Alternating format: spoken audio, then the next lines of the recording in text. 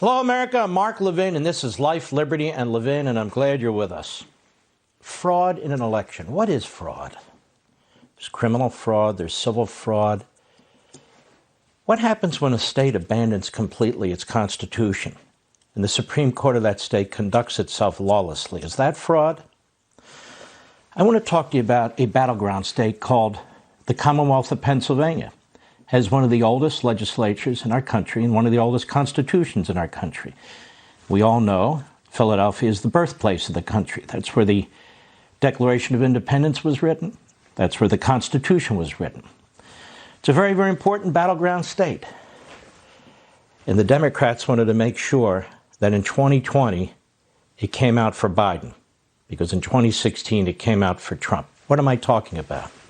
You hear this phrase, systemic fraud. There's no evidence of systemic fraud. You see reporters interviewing officials of various state governments saying there's no fraud whatsoever.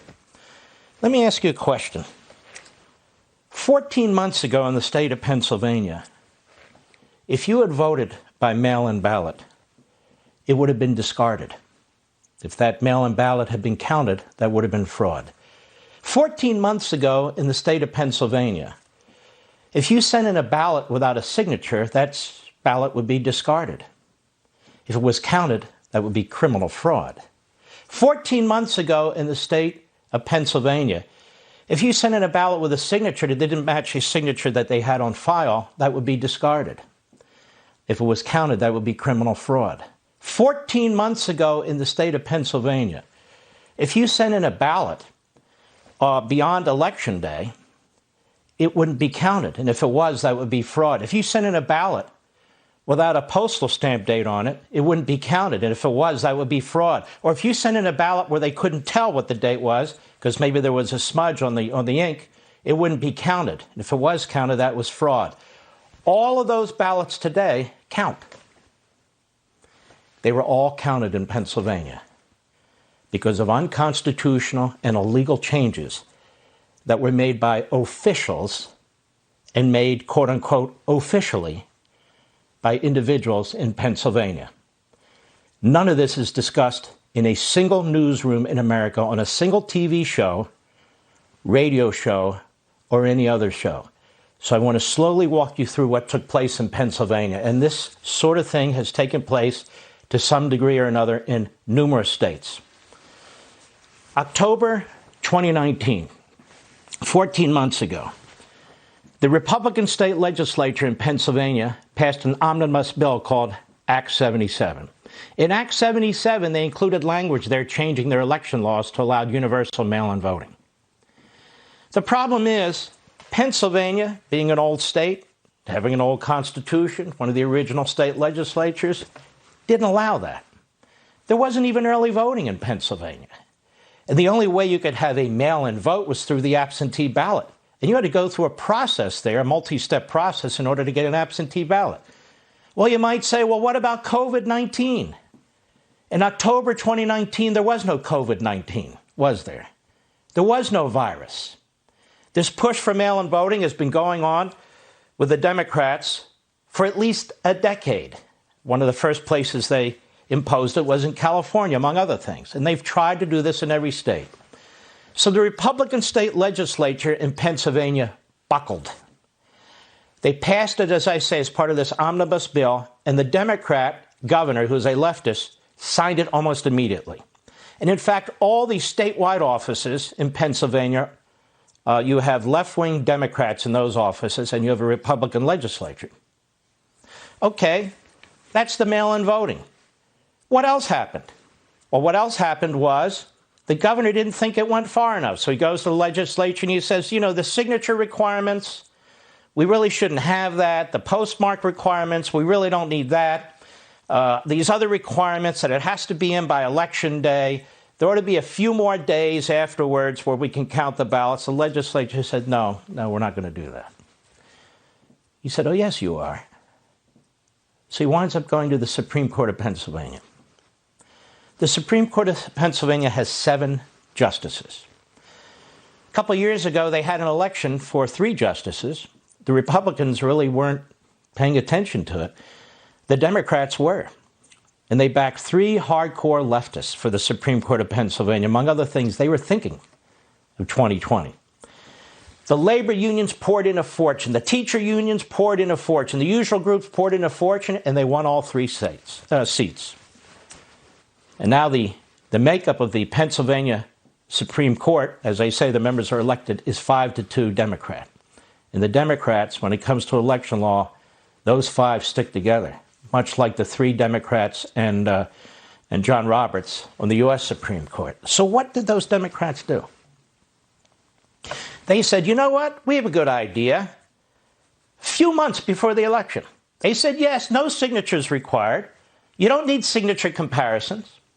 You don't need a postal date. And if the postal date is smudged, you're to count it anyway. Oh, and yes, even though Election Day ends on Tuesday at 8 p.m. Eastern Time, we're going to extend it to 5 p.m. Eastern Time on Friday. They had no legal or constitutional basis for doing any of that. So they violated Article 2, Section 1, Clause 2 of the United States Constitution, which leaves the power to the state legislature to make the election laws. Now let's circle back. Stay with me here. The reason why reporters don't cover this is either they're left-wing or they're too stupid to follow this. The moment the state legislature in October 2019 passed the change to its election laws to allow mail-in voting as the base, they violated the state constitution of Pennsylvania. Now, why is that? Under the Constitution of Pennsylvania, if there to be any election law changes, you have to amend the Constitution. Did they amend the Constitution? No. What's required to amend the Constitution of Pennsylvania? It's very complicated. There needs to be a majority vote of both houses of the state legislature. Not once, but twice. Then there needs to be a respite. Then there needs to be ads in at least 2 papers in every county in Pennsylvania, all 67 counties.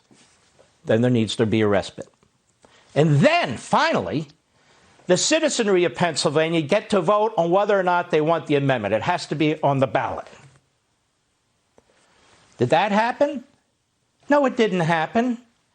The citizenry of Pennsylvania, we talk about disenfranchisement, they weren't asked to vote on this change in their election laws for mail-in ballots, let alone all these other changes that the state Supreme Court made. They weren't asked at all. They were utterly disenfranchised. So the state legislature in October 2019 acted unconstitutionally.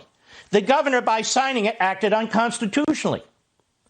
The state Supreme Court, by changing even the unconstitutional law, acted unconstitutionally, plus violated that Article 2 section of the Constitution of Pennsylvania. This matter has now been appealed to the United States Supreme Court. Why? You have some courageous individuals in Pennsylvania, including Congressman Mike Kelly, Sean Parnell, who ran for the House in Western Pennsylvania, and 6 other petitioners. And they said, wait a minute, this whole thing is a disaster. We're going to sue that this whole thing is unconstitutional. So they sue. It goes to the Commonwealth judge. She's an appellate judge. And she's very courageous. And she rules, yes, I'm going to put in place a temporary injunction. Pennsylvania governor, Secretary of State, both Democrats, stop certifying electors. We're going to have a hearing in my court on Friday, 2 days later.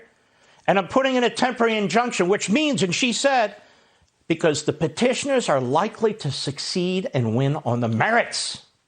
Wow. The Attorney General of Pennsylvania, who's also a left-wing Democrat, who was also on the ballot at the time, he said, no, we want to subvert the appellate court. We want to get around the appellate court, just as we got around the Constitution in the first place, and go to our 5 friends on the Supreme Court of Pennsylvania. They'll take up our case. So rather than prepare for the hearing on Friday, the Attorney General runs to the Supreme Court of Pennsylvania. And what does that court do? Within 48 hours, over the weekend before this one, they rule, you know what? Latches, you're here too late. So we're going to throw your case out. We're going to throw it out with prejudice, meaning you can't bring it up again. And don't you dare knock on our door again. Done.